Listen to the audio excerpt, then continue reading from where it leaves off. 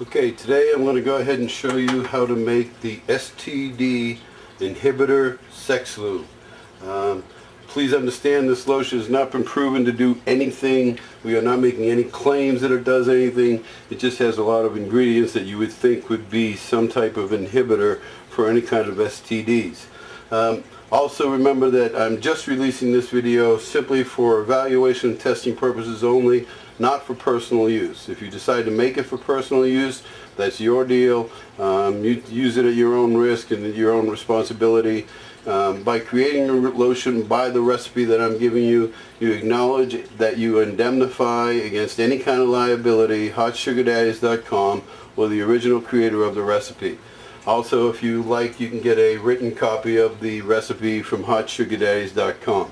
Again, the recipe hasn't proven to do anything. There's just a lot of good ingredients in it that you'll find will be good for you. First thing you want to do is you want to use the antibiotic cream.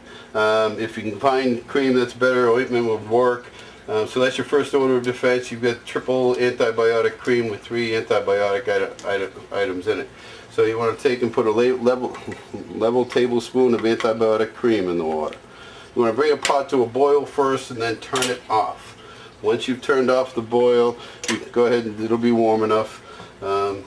Next thing you want to do is you want to put in a level tablespoon of hydrocortisone cream.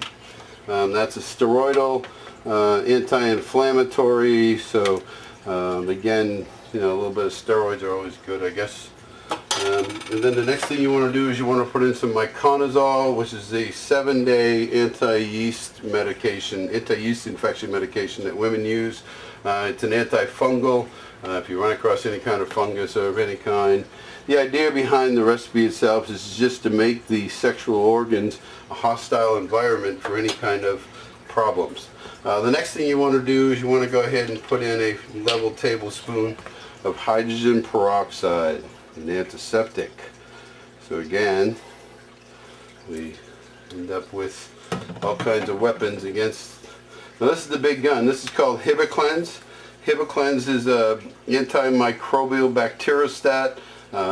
It's used for, you know, all kinds of skin cleansing in ORs and in the hospitals and everything else.